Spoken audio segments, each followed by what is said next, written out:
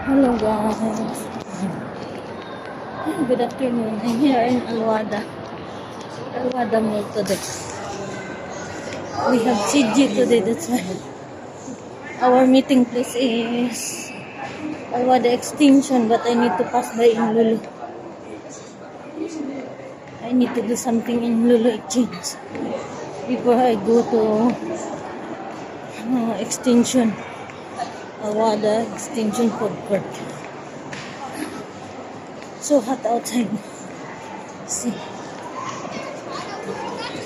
there's so many still in the mall, but there is no budget.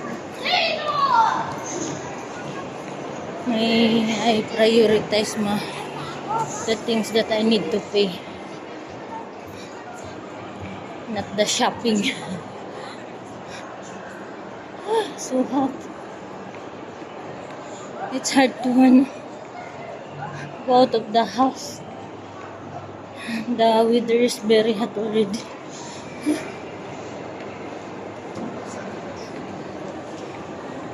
I need to go down first and get money to pay my SSA.